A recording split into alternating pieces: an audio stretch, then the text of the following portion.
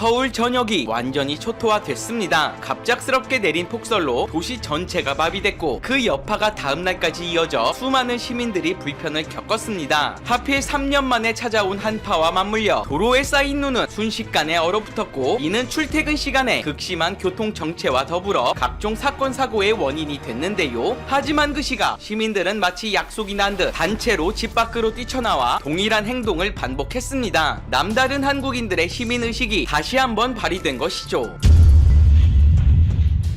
이번 겨울은 작년과 너무나 다른 모습을 보이고 있습니다. 이상 고온이 아닌가 싶을 만큼 포근했던 작년에 비해 이상 저온이 의심될 정도로 올겨울 추위는 지독함 그 자체인데요. 거의 2주째 이어지고 있는 이번 한파는 놀랍게도 그 원인이 북극에 있음이 밝혀졌습니다. NBC에 따르면 지난 가을 당시 북극해의 얼음 면적은 역대 최소 수준이었다고 밝혔습니다. 올해 들어 약간은 회복하긴 했으나 여전히 최악의 온난화 위기라 여겨졌던 2012년만큼 작은 면적을 기록하고 있고 특히 우리나라 한파에 직접적인 영향을 주는 카라해와 바렌츠해의 빙하가 좀처럼 회복되지 않는 것으로 나타났는데요. 이렇게 되면 우라산맥 상공 부근에서 시계 방향의 공기 흐름이 생겨 북극의 찬 공기가 한반도를 비롯 동아시아 지역으로 썰물처럼 밀려들게 되고 장기간 한파로 이어지게 되는 것이죠. 그 결과는 악몽 그 자체였습니다. 단 몇 시간 만에 10cm 이상 쌓일 정도로 눈폭탄이 투하된 서울에는 각종 기괴한 사고 장면들이 연출됐는데요. 강남역 인근으로 보이는 사진 속엔 못해도 수백 대가 넘는 차들이 눈길에 완전히 갇혀 옴짝달싹 못하고 있습니다. 눈에 뒤덮인 도로에 차선이 어딘지조차 파악이 어려워 속도를 내는 것 자체가 불가능했고 신호등의 존재조차 무색하게 사거리 중심부마저 차들로 뒤엉켜 마비된 모습이었습니다. 내리막길을 가던 중 눈길에 미끄러진 버스가 인도로 돌진해 가게를 들이받기도 했고 그리 높은 경사가 아님에도 오르막길을 오르지 못해 끝도 없이 뒤로 밀리던 버스는 급기야 승용차를 덮쳤고 바로 뒤에 정차해 있던 버스 사이에 눌려 마치 샌드위치가 돼버리는 아찔한 장면도 연출했습니다. 브레이크 따위는 진작에 무용지물이 된 지 오래 이같이 아슬아슬한 상황을 지켜보던 시민들은 다급히 경찰과 보험사에 신고하기 바빴지만 아무리 기다려도 그들은 현장에 나타나지 못했습니다. 지독한 교통체증을 뚫고 가까스로 골목길에 진입한 한 SUV 차량은 서행 중임에도 불구 코너를 돌다가 갑자기 우측으로 크게 꺾이더니 이내 담벼락을 들이받고 마는데요. 그 아래 높이가 제법 되는 것으로 볼 때 추락하지 않은 것이 천만다행으로 보입니다. 이 같은 빙판길에선 레카들도 어찌할 도리가 없었습니다. 해당 SUV 차량의 사고 소식을 듣고 출동한 것으로 보이는 레카는 똑같은 도로에서 똑같은 모습으로 수십 미터를 슬라이딩하더니 급기야 사고 현장을 한참 지나쳐 도로 중앙에 정차해 있던 차량을 그대로 받아버렸고 한참 동안 또 다른 동료 레카를 기다려야 하는 상황이 돼버렸죠.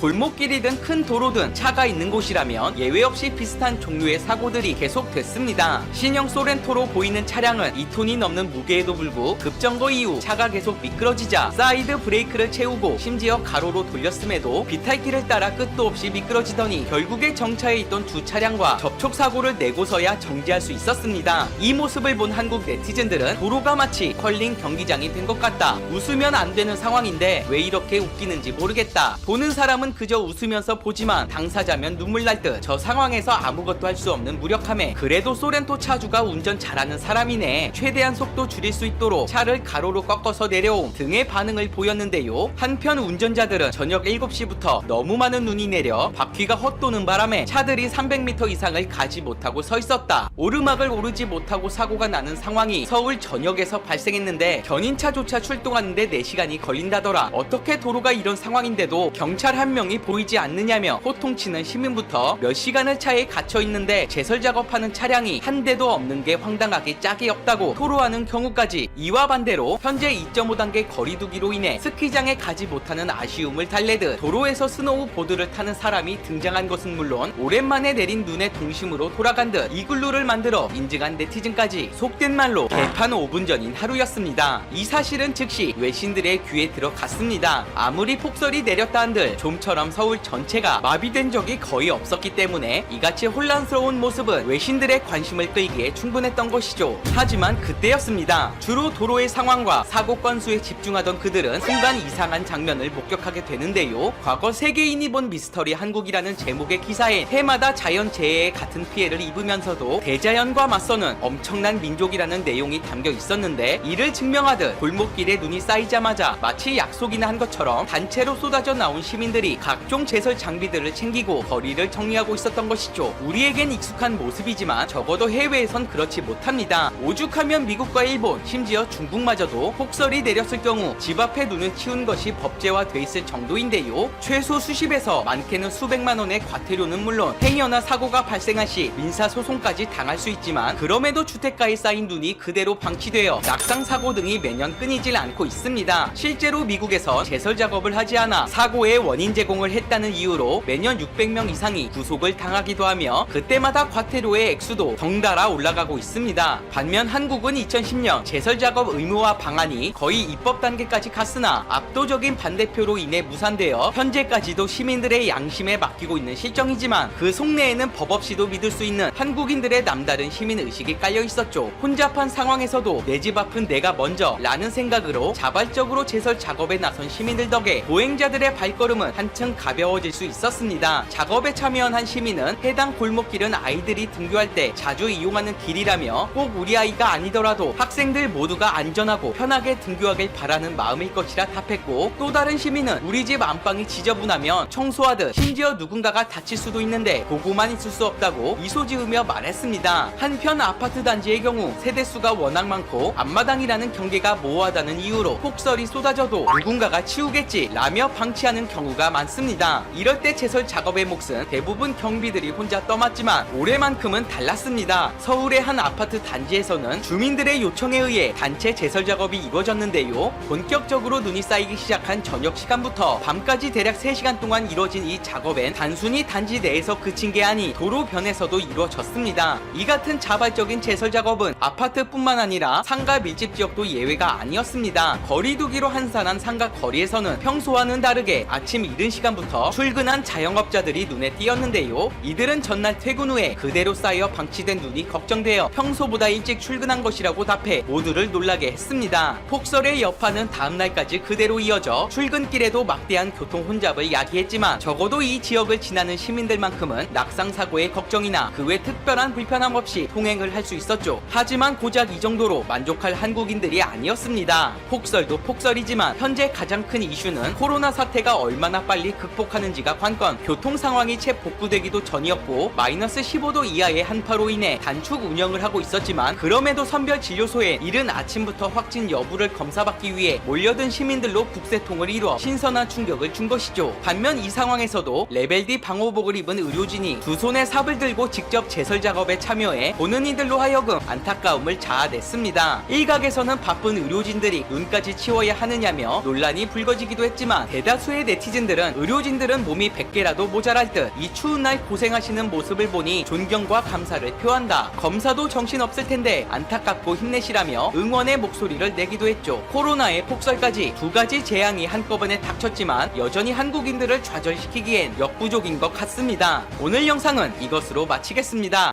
일본의 코로나 바이러스 감염증 -19 신규 확진자가 100명대로 떨어지고 도쿄에서도 이틀 연속 두 자릿수를 유지하는 등 안정세를 보이고 있다. 하지만 일본 정부는 아직 낙관하기는 어려운 상황이라는 입장이다. 일본 NHK는 27일 기준 도쿄에서 39명, 홋카이도 35명 등 일본 내에서 총 172명의 코로나19 신규 감염자가 확인됐다고 밝혔다. 신규로 172명이 확진, 판정을 받으면서 일본 내 코로나19 누적 확진자는 13,613명으로 늘어났다. 이는 크루즈 확진자 712명을 포함하면 14,325명으로 늘어난 것이다. 사망자도 도쿄에서 6명을 비롯해 지바현 3명, 도야마현 2명 등 총 22명이 추가로 발생해 누적 사망자가 407명으로 늘었다. 일본 내에서 피해가 가장 심각한 도쿄의 경우 이틀 연속 신규 감염자가 두 자릿수를 유지하며 안정세에 접어들었다는 기대가 나오고 있다.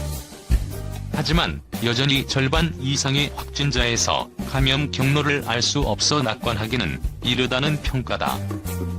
도쿄는 지난 7일 비상사태 선언 후 3주가 지난 가운데 신규 감염자가 26일 72명, 27일에는 39명으로 이틀 연속으로 일일 감염자 수가 두 자릿수를 유지하고 있다고 밝혔다. 하지만 일본 정부는 지난달 20일부터 3일 연휴에 경계심이 완화되면서 코로나19가 도시에서 지방으로 확산되었을 수 있다며 우려하고 있다. 한편 도쿄의 스미다구에 위치한 감염병 지정 의료기관 도립 호쿠토 병원에서 위탁 직원 1명이 새롭게 코로나19 확진 판정을 받아 이 병원 연관 누적 감염자가 총 42명으로 늘었다. 이 병원에서는 지금까지 740여 명이 PCR 검사를 받았으며 700명은 음성 판정을 받았다. 병원 내 집단 감염이 확인된 만큼 신규 입원과 외래 진료뿐만 아니라 응급센터도 폐쇄돼 있는 상태다. 한편 의료기관에 혼란을 준다는 비난부터 조센징이 일본 일에 왜 나서냐는 차별 발언까지 쏟아졌는데요. 생각과 다른 사람들의 반응에 결국 마스크 100만 장을 기부하는 쪽으로 계획이 수정됐죠. 하지만 여론은 여전히 싸늘했어요. 사적이 아니냐, 쓸데없는 짓을 한다, 욕만 먹었는데요. 기부를 한다는데도 날린 이 상황. 좀 이해가 안 되죠? 더 황당한 건 얼마 안 가서 사람들의 반응이 180도 달라졌다는 겁니다. 시간이 갈수록 코로나19 확진자가 늘어나자 무서워진 일본인들은 손정희 회장이 매달 3억 장씩 마스크를 원가에 공급하겠다고 발표하자 이번에는 쌍수를 들고 환영했습니다. 역시 손정희다, 실행력이 대단하다, 손정희를 총리로 세워야 한다 등의 반응과 함께 박수가 쏟아졌죠. 손정희 회장이 이렇게 욕을 먹어가면서도 기부를 포기하지 않는 이유에는 여러 가지가 있을 텐데요. 아마 가난했던 어린 시절이 가장 큰 영향을 미치지 않았을까 싶네요. 제1교포 3세인 손정희 회장은 1957년 일본 사가현에서 태어났습니다. 손 회장의 할아버지는 대구 출신으로 일제강점기에 일본으로 건너갔고요. 일본에서 태어난 손 회장의 아버지는 한국인 어머니를 만나 아들 넷을 낳았어요. 손 회장은 그중 둘째 아들이죠. 손 회장의 어린 시절은 가난과 차별로 가득했다고 합니다. 생선 장사를 하는 부모님 대신 철길역 무허가 판자촌에서 조센징이라고 놀림받으며 자랐죠. 다행히 아버지가 파친코 사업으로 성공하면서부터는 조금 여유로운 생활을 했습니다. 16살에는 미국으로 유학을 떠나기도 했는데요. 고등학교 3년 과정을 단 2주 만에 졸업하고 대학까지 마친 다음 일본으로 돌아가 24살에 지금의 소프트뱅크 그룹을 세웠습니다. 이제 승승장구할 일만 남았다 싶었던 그때 뜻밖의 악재가 손 회장을 덮쳤습니다. 간염으로 시한부 선고를 받게 된 거죠. 죽음의 고비를 겨우 넘긴 손 회장은 그때 사람이 행복한 세상을 만들겠다는 결심을 하게 됩니다. 그러기 위해선 사업을 성공시켜야만 했어요. 그래서 일본으로의 귀화를 선택했죠. 물론 자신의 뿌리에 대한 신념은 확고했습니다. 일본 정부가 손씨 성을 가진 일본인은 없다면서 귀화 신청을 거부했더니 일본인 부인의 성을 먼저 손씨로 개명시키면서까지 성을 지켜낸 일화는 유명하죠. 그리고 1996년 야후재팬을 설립한 손 회장은 본격적인 성공 가도를 달리게 됩니다. 특히 투자에 재능을 보였는데요. 2000년 작은 벤처기업에 불과했던 중국 알리바바의 투자에 성공했고요. 2001년에는 일본텔레콤을 인수해 업계 3대 이동통신사인 소프트뱅크 주식회사를 만들었습니다. 2019년에는 미국 일간지 USA 투데이를 사들여 주목을 받기도 했어요. 모두가 망할 거라고 예상했던 우리나라 기업에도 투자를 해 성과를 거뒀어요. 손정희 회장은 온라인 유통업체 쿠팡에 총 3조 5천억을 투자했는데요. 쿠팡은 2019년 역대 최대 매출인 7조 원을 기록하며 업계 1위로 올라섰습니다. 이렇게 손정희 회장은 소프트뱅크 그룹을 여러 핵심 계열사와 자회사를 보유한 일본 최대 IT 기업으로 키워내고야 말았습니다. 2018년 9월에는 총재산 24조 5천억으로 일본 부자 1위에 등극했죠. 철길 옆 한자촌에서 조센증이라고 놀림받던 제1교포 3세가 김대중, 문재인 대통령은 물론 미국 트럼프 대통령과도 독대를 할 정도의 영향력을 가진 기업가로 자란 겁니다. 물론 현재 소프트뱅크 그룹은 15조 원이라는 장사 이래 최대 적자를 낸 상태입니다. 공무오피스 기업 미어크와 카시어링 업체 우버에 투자했다가 쓴맛을 봤죠.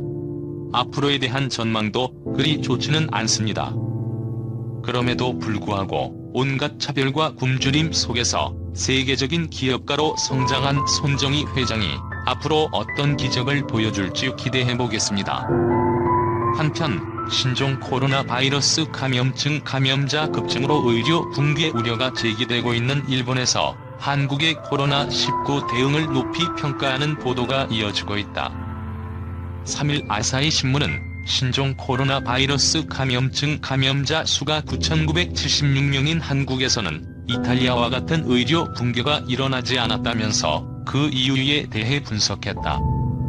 신문은 한국에서 의료 붕괴가 일어나지 않은 이유로 하루 2만 건에 달하는 검사 능력과 감염자의 이동 경로를 10분 만에 조사할 수 있는 점, 많은 병상수 등을 들었다.